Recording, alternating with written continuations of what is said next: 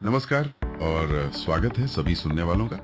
आज हम भारत की एक बहुत ही आप कह सकते हैं जानी मानी और ज्ञान बढ़ाने वाली लोक कथा की दुनिया में गोता लगा रहे हैं। ये कहानी पीढ़ियों से हम सुनते आए हैं, तेनालीराम और राजकोष का रहस्य। जी हाँ, ये कहानी विजयनगर साम्राज्य की है, राजा कृष्णदेव राय के समय की। बिल्कुल, हमारे पास जो इसका जिक्र आता है वो हमें सीधे विजयनगर के उस दौर में ले जाता है। कहानी शुरू होती है एक बड़ी उथल पुथल से। राज्य का जो खजाना था वो रहस्यमय तरीके से कम हो गया, मतलब कुछ कीमती सामान गायब। हाँ, ये एक बड़ा संकट था उस समय के हिसाब से। तो आज हमारी कोशिश रहेगी कि इस कहानी के जरिए तेनालीराम की जो वो असाधारण बुद्धि थी उसको समझें, उनकी जो प्रॉब्लम सॉल्विंग टेक्निक्स थी, जो तरीके थे, उनको परखें, और साथ ही ये जो सीधी सी लगने वाली कहानी है इसमें इंसान का स्वभाव, उसका मनोविज्ञान, उसकी जो परतें हैं उन्हें खोलें। तो चलिए शुरू करते हैं ये दिलचस्प किस्सा। कहानी हमें ले जाती है दक्षिण भारत के शक्तिशाली विजयनगर साम्राज्य में। हाँ, एक समृद्ध राज्य था। बिल्कुल। राजा कृष्णदेव राय का दरबार भी विद्वानों, कलाकारों से भरा रहता था। सब ठीक चल रहा था, लेकिन फिर एक सुबह राजमहल में जैसे हड़कंप मच गया। एक ऐसी खबर आई जिसने सबके होश उड़ा दिए। क्या हुआ था? पता ये चला कि राजा कृष्णदेव राय का जो बहुत सुरक्षित माना जाने वाला राजकोष था, जहाँ सारी दौलत रखी जाती थी, उसमें सेंध लग गई है। सोने की अशर्फियों की एक बड़ी मात्रा गायब थी। ओहो, ये तो बहुत बड़ी बात हो गई। हाँ, ये कोई छोटी मोटी चोरी नहीं थी, ये तो सीधे सीधे राज्य की आर्थिक सुरक्षा पर हमला था। दरबार में एकदम सन्नाटा छा गया। मंत्रीगण एक दूसरे को देख रहे थे। सबके चेहरे पे चिंता और डर साफ झलक रहा था। जाहिर है राजा कृष्णदेव राय का गुस्सा तो सातवें आसमान पर था। उनकी आवाज पूरे दरबार में गूंजी। ये दुस्साहस किसने किया? हमारे ही महल में हमारी नाक के नीचे से राजकोष लूटा गया। जब तक चोर पकड़ा नहीं जाता किसी को चैन नहीं मिलेगा। पता लगाओ। और मंत्रीगण और सेनापति सब चुप थे, असहाय महसूस कर रहे थे। किसी के पास कोई सुराग नहीं, कोई जवाब नहीं। ये स्थिति वाकई गंभीर थी। जैसा आपने कहा, ये सिर्फ सोना गायब होने की बात नहीं थी। उस जमाने में राजकोष जो होता था वो राजा की शक्ति, राज्य की स्थिरता और प्रजा के भरोसे का प्रतीक था। हाँ बिल्कुल। तो उसका इस तरह लुट जाना मतलब सीधे सीधे राजा के अधिकार पर और उनके शासन की काबिलियत पर सवाल उठाना था। महल की जो अंदरूनी सुरक्षा थी उसकी तो धज्जियां उड़ गईं। सही बात है। तो राजा का गुस्सा सिर्फ सोने के लिए नहीं था, बल्कि राज्य की प्रतिष्ठा पर, व्यवस्था पर जो ये धब्बा लगा था उसके लिए था। इसलिए उनकी प्रतिक्रिया इतनी तीव्र थी। बिल्कुल सही। माहौल बहुत तनावपूर्ण था। हर कोई डरा हुआ, शक की सुई किसी पर भी घूम सकती थी। और ऐसे ही माहौल में दरबार के एक कोने से एक जानी पहचानी शख्सियत आगे बढ़ी, तेनालीराम। अच्छा। जहाँ हर कोई परेशान और घबराया हुआ था, तेनाली के चेहरे पर वो हमेशा की तरह एक शांत भाव और होठों पर हल्की सी मुस्कान थी। उनकी शांति उस शोरगुल में अलग ही दिख रही थी। हाँ, उनकी खुसूसियत थी ये। उन्होंने बहुत विनम्रता से राजा के सामने सिर झुकाया और कहा, महाराज, मैं समझ सकता हूँ आप कितने क्रोधित हैं, लेकिन अक्सर क्रोध में लिए गए फैसले सही नहीं होते। क्या आप मुझे इस गुत्थी को सुलझाने के लिए सिर्फ एक दिन का समय देंगे? मुझे विश्वास है कि मैं अपराधी को आपके सामने ला सकूंगा। यहीं पर तेनालीराम का असली चरित्र उभर कर आता है। मतलब इतने भयानक दबाव में भी दिमागी संतुलन बनाए रखना और तर्क का रास्ता अपनाना। हाँ। जहाँ बाकी लोग शायद तुरंत जांच पड़ताल, धरपकड़ या किसी पर इल्जाम लगाने की सोचते, तेनाली ने पहले स्थिति को ठंडा करने और फिर विश्लेषण करने का मार्ग चुना। ये उनकी बुद्धिमत्ता और धैर्य का पहला संकेत है इस कहानी में। बिल्कुल। उन्होंने समस्या को तुरंत हल करने के बजाय उसे समझने पर जोर दिया। राजा कृष्णदेव राय तेनाली की बुद्धि से परिचित थे। उन्होंने कई बार तेनाली की सूझबूझ से मुश्किल हालात पर काबू पाया था। तो थोड़ा सोचने के बाद उन्होंने कहा, ठीक है तेनाली, तुम्हारी बुद्धि पर मुझे भरोसा है। तुम्हें एक दिन का समय दिया जाता है, लेकिन याद रहे यह राज्य की आन बान शान का सवाल है। अगर तुम असफल रहे तो परिणाम गंभीर होंगे। तो एक मौका मिला, लेकिन बहुत बड़ी चुनौती के साथ। बिल्कुल। अब तेनालीराम ने अपनी जांच शुरू की। सबसे पहले वो उसी जगह गए जहां अपराध हुआ था, शाही खजाने का कमरा। रात का समय चुना उन्होंने, शायद इसलिए कि शांति से हर चीज को देखा और समझा जा सके। सही न किया। सोचिए, एक खाली होते खजाने के कमरे में जहाँ से चोर सब कुछ मिटा कर गया होगा, क्या सुराग मिल सकता था? हाँ, मुश्किल तो था। लेकिन तेनाली की नजरें बहुत तेज थी। उन्हें फर्श पर धूल में कुछ बहुत हल्के पैरों के निशान दिखाई दिए। ये निशान किसी भारी जूते या सिपाही के कदमों के नहीं थे। अच्छा। हाँ, बल्कि किसी हल्के वजन वाले व्यक्ति के लग रहे थे, शायद कोई सेवक या अंदरूनी कर्मचारी। और फिर एक कोने में उन्हें एक बुझे हुए दिए का छोटा सा जला हुआ टुकड़ा मिला। दिए का टुकड़ा? हाँ, ये चीजें इतनी छोटी थीं कि शायद ज्यादातर लोगों का ध्यान भी नहीं जाता। इन्हीं दो मामूली से दिखने वाले सुराख, हल्के पैरों के निशान और दिए का टुकड़ा, इनको जोड़कर तेनालीराम एक बहुत महत्वपूर्ण और चौंकाने वाले नतीजे पर पहुंचे। क्या नतीजा? उन्होंने सोचा, बाहरी चोर इतने आराम से अंदर आकर दिया जलाकर हल्के कदमों से चोरी करके नहीं जा सकता। ये काम महल के ही किसी भेदी का है, कोई ऐसा जिसे अंदर आने जाने की इजाजत है और जो यहाँ के माहौल से वाकिफ है। मतलब अंदर का ही कोई आदमी? हाँ, इस नतीजे ने मामले को और भी पेचीदा बना दिया, क्योंकि अब शक महल के ही वफादार समझे जाने वाले लोगों पर था। ये अवलोकन वाकई शानदार है। तेनाली सिर्फ इस बात पर ध्यान नहीं दे रहे थे कि क्या चोरी हुआ, बल्कि वो कैसे चोरी हुई और किसने की होगी, इसके पैटर्न को समझने की कोशिश कर रहे थे। सही। पैरों के निशान का हल्कापन और दिए का टुकड़ा, ये दोनों मिलकर एक कहानी कह रहे थे। दिए का मतलब है कि चोर को अंधेरे में देखने के लिए रोशनी की जरूरत पड़ी, यानी वो रात के अंधेरे में आया। हल्के पैरों के निशान का मतलब है कि वो शायद कोई सिपाही या बाहरी लुटेरा नहीं। ये उनकी गहरी अवलोकन क्षमता और विश्लेषणात्मक सोच को दिखाता है। वो सतह के नीचे जाकर सबूतों के मायने समझ रहे थे। हाँ, और यहीं से तेनालीराम का असली खेल शुरू होता है। अब जब उन्हें यकीन हो गया कि चोर अंदर का ही है, तो उन्होंने उसे पकड़ने के लिए एक मनोवैज्ञानिक जाल बिछाने का फैसला किया। एक ऐसी योजना जो तेनालीराम की कहानियों की खासियत है। अच्छा, क्या योजना थी? उन्होंने राजा से अनुमति लेकर उन सभी पहरेदारों और सेवकों को जो उस रात खजाने के आसपास ड्यूटी पर थे या जिन पर थोड़ा भी शक था, रात में अपने पास बुलाया। ठीक है। कल्पना कीजिए, उन सभी को एक बड़े कमरे में इकट्ठा किया गया। माहौल में तनाव था, हर कोई सोच रहा था कि अब क्या होगा। फिर तेनालीराम ने हर एक व्यक्ति को बिल्कुल एक बराबर लंबाई का लकड़ी का एक छोटा सा टुकड़ा दिया। लकड़ी का टुकड़ा? क्यों? सब हैरान थे कि ये लकड़ियों का क्या मतलब है, क्या इससे चोर पकड़ा जाएगा? और फिर तेनालीराम ने अपनी चाल चली। उन्होंने बहुत ही गंभीर आवाज में घोषणा की, मेरे हाथ में जो ये लकड़ियां आप देख रहे हैं, ये साधारण लकड़ियां नहीं है, ये जादुई लकड़ियां हैं। जादुई? उसकी लकड़ी कल सुबह तक अपने आप जादू से ठीक 1 इंच लंबी हो जाएगी। ओहो! ये सुनते ही वहाँ मौजूद लोगों में सनसनी फैल गई, कानाफूसी शुरू हो गई, कुछ के चेहरे पर डर साफ दिखाई देने लगा। अब देखिए तेनालीराम की मनोवैज्ञानिक पकड़।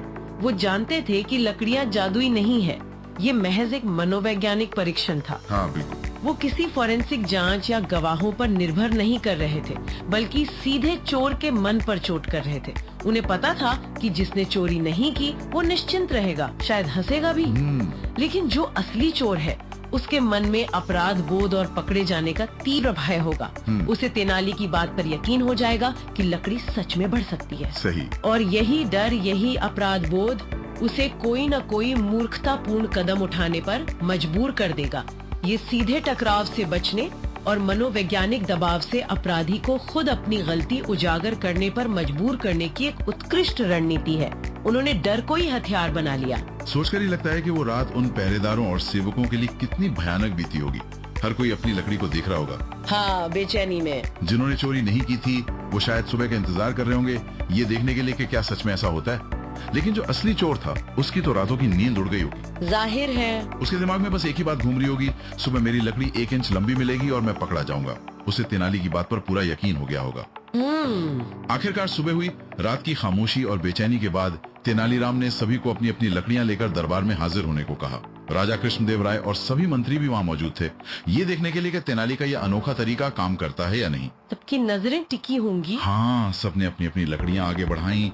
तेनालीराम ने एक एक करके सभी लकड़ियों को ध्यान से देखा। सबकी सांसें अटकी हुई थी। और फिर जैसा तेनाली ने सोचा था वैसा ही हुआ। क्या हुआ? बाकी सभी की लकड़ियां ठीक वैसी ही थीं, जैसी रात को दी गई थीं, अपनी असली लंबाई की। लेकिन भीड़ में खड़े एक सेवक की लकड़ी वो बाकी लकड़ियों से 1 इंच छोटी थी। छोटी? लंबी होने के बजाय? जी हाँ, लंबी होने के बजाय छोटी। तेनालीराम के चेहरे पर वही जानी पहचानी मुस्कान लौट आई। उन्होंने बिना किसी हिचकिचाहट के उस सेवक की ओर इशारा किया और राजा से कहा, महाराज, यही है वो अपराधी जिसने राजकोष में सेंध लगाई थी। राजा और पूरा दरबार तो भौचक्का रह गया होगा। ये क्या हुआ? तेनाली ने तो कहा था कि चोर की लकड़ी लंबी हो जाएगी, पर ये तो छोटी निकली। ये तो उल्टा हो गया। हाँ, किसी को कुछ समझ नहीं आ रहा था। सबके मन में यही सवाल था कि छोटी लकड़ी वाला चोर कैसे हो सकता है। तब तेनालीराम ने पूरे रहस्य से पर्दा उठाया। उन्होंने बहुत शांति से समझाया, महाराज, बात बहुत सीधी सी है। जैसा मैंने सोचा था, जिसने चोरी की थी वो मेरी जादुई लकड़ी वाली बात सुनकर बुरी तरह डर गया। हाँ, डर तो गया ही होगा।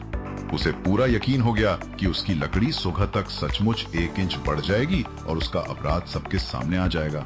अच्छा।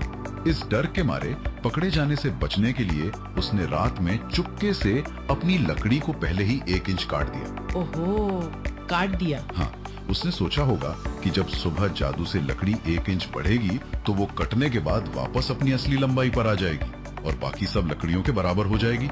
इस तरह वो बच निकलेगा। क्या दिमाग लगाया चोर ने भी, डर के मारे। लेकिन महाराज, जैसा कि हम सब जानते हैं, ये लकड़ियां जादुई नहीं थी। ये तो साधारण लकड़ी के टुकड़े थे। हाँ, ये तो तेनाली जानते थे। तो लकड़ी बढ़ी ही नहीं। नतीजा ये हुआ कि उसकी काटी हुई लकड़ी बाकी सबसे 1 इंच छोटी रह गई। उसके डर ने, उसके अपराध बोध ने और अपनी गलती छुपाने की कोशिश ने ही उसे पकड़वा दिया। उसने खुद ही अपनी चोरी का सबूत दे दिया। ये मानव मनोविज्ञान की कितनी गहरी और सटीक समझ है। ये दिखाता है कि कैसे अपराध बोध और पकड़े जाने का डर इंसान को एकदम तर्कहीन बना सकता है, इरैशनल। हाँ, बिल्कुल। डर के मारे उसने भविष्य की एक काल्पनिक समस्या यानी लकड़ी का बढ़ना, उससे बचने के लिए वर्तमान में एक वास्तविक गलती कर दी, लकड़ी काट दी। इसे शायद आज के मनोविज्ञान में कॉग्निटिव टनलिंग कह सकते हैं, जहां डर के कारण व्यक्ति सिर्फ एक ही पहलू यानी पकड़े जाने के डर पर ध्यान केंद्रित कर पाता है और बाकी संभावनाओं या तार्किक सोच को नजरअंदाज कर देता है। तेनाली ने इसी मानवीय कमजोरी का बहुत ही चतुराई से इस्तेमाल किया। उन्होंने भौतिक सबूतों के बजाय मानसिक सबूतों पर काम किया। राजा कृष्णदेव राय और पूरा दरबार तेनालीराम की इस अद्भुत बुद्धि, उनकी अवलोकन क्षमता और मानव मन की गहरी समझ से एकदम दंग रह गए। राजा बहुत खुश हुए। होना ही था। उन्होंने तेनाली की पीठ थपथपाई और कहा, तेनालीराम, तुमने एक बार फिर साबित कर दिया कि तुम्हारी बुद्धि का कोई मुकाबला नहीं। तुमने न सिर्फ चोर को पकड़ा, बल्कि बिना किसी खून खराबे या जबरदस्ती के अपनी सूझबूझ से राज्य की प्रतिष्ठा को बचाया है। सही। राजा ने पुरस्कार के रूप में तेनालीराम को सोने की अशरफियों से भरी एक बड़ी थाली भेंट की। चोरी गया धन भी उस सेवक से बरामद कर लिया गया। तेनालीराम ने विनम्रता से पुरस्कार स्वीकार करते हुए कहा, महाराज, सत्य हमेशा शक्तिशाली होता है और अंत में सामने आ ही जाता है। बस उसे देखने और समझने के लिए थोड़ी बुद्धि और बहुत सारे धैर्य की जरूरत होती है। क्या बात कही। इस घटना ने एक बार फिर साबित कर दिया कि समस्याओं को सुलझाने के लिए हमेशा ताकत की नहीं बल्कि अक्ल की जरूरत होती है। बिल्कुल। इस कहानी का सार यही है कि झूठ, छल और कपट चाहे कितने भी होशियारी से क्यों न किए जाए, वे अंततः सत्य, तर्क और विवेक के सामने टिक नहीं पाते। चोर का डर ही उसकी हार का कारण बना। सही कहा। कहानी ये भी सिखाती है कि डर पर काबू पाना और सच्चाई का सामना करना ही असली बुद्धिमानी है। जैसा कि कथा के अंत में अक्सर कहा जाता है, बुद्धिमान वही जो डर के बजाय सच को देखता है। ये डर पर विवेक की, अंधविश्वास पर तर्क की जीत की कहानी है। तो आज हमने देखा कि कैसे तेनालीराम ने एक इतनी मुश्किल, जटिल स्थिति को संभाला, बिना किसी बल प्रयोग के, बिना किसी आज की तरह की टेक्नोलॉजी के, केवल अपने तेज दिमाग, बारीकी से अवलोकन करने की क्षमता और इंसान के मनोविज्ञान की गहरी समझ का इस्तेमाल करके उन्होंने एक बड़े रहस्य को सुलझा दिया। हाँ, उन्होंने समस्या की जड़ तक पहुंचकर उसका एक अनोखा और प्रभावी समाधान निकाला। हाँ, और ये कहानी हमें रोजमर्रा की जिंदगी के लिए भी एक महत्वपूर्ण सबक देती है।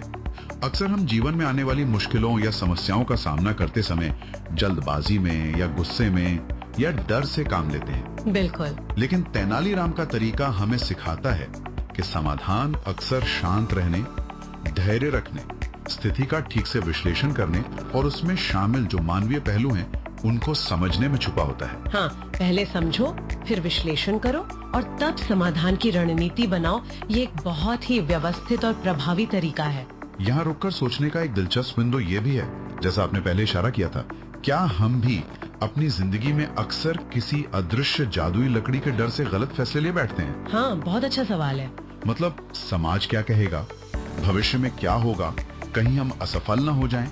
क्या ये डर हमें अपनी असली क्षमता को पहचानने या सही कदम उठाने से रोकते हैं? क्या ये डर हमारी लकड़ी को एक तरह से छोटा कर देते हैं? ये बहुत ही प्रासंगिक सवाल है। ये कहानी हमें सतह से परे देखने के लिए प्रेरित करती है, परिस्थितियों के मूल कारणों को समझने, लोगों के व्यवहार के पीछे छिपी भावनाओं और इरादों को पहचानने और समस्याओं को रचनात्मक ढंग से हल करने के लिए प्रोत्साहित करती है। कभी-कभी सत्य तक पहुंचने के लिए सीधा रास्ता काम नहीं करता, बल्कि तेनालीराम की तरह थोड़ा हटकर, थोड़ा मनोवैज्ञानिक और बुद्धिमानी भरा रास्ता अपनाना पड़ता है। ये समस्याओं को देखने का एक नया नजरिया देता है। इस बेहतरीन चर्चा और विश्लेषण के लिए आपका बहुत बहुत धन्यवाद। धन्यवाद। और हमारे सभी सुनने वालों का भी तहे दिल से शुक्रिया कि आप आज हमारे साथ तेनालीराम की बुद्धिमत्ता की इस रोचक यात्रा में शामिल हुए। उम्मीद है आपको हमारा यह विश्लेषण पसंद आया होगा। जी। अगर हाँ, तो कृपया इसे लाइक करें, अपने दोस्तों और परिवार के साथ जरूर शेयर करें। आपके मन में इस कहानी या तेनालीराम को लेकर कोई भी विचार या सवाल हो तो नीचे कमेंट्स में हमें जरूर बताएं। हाँ, हमें इंतजार रहेगा। इसी तरह के और भी ज्ञानवर्धक और दिलचस्प विषयों पर गहरी जानकारी पाने के लिए हमारे चैनल को सब्सक्राइब करना ना भूलें और हाँ, नई प्रस्तुतियों की सूचना सबसे पहले पाने के लिए बेल आइकॉन को दबाना बिल्कुल ना भूलें। बिल्कुल, जल्द ही मिलेंगे एक नए विषय और एक नई कहानी के साथ। तब तक के लिए अलविदा। अलविदा।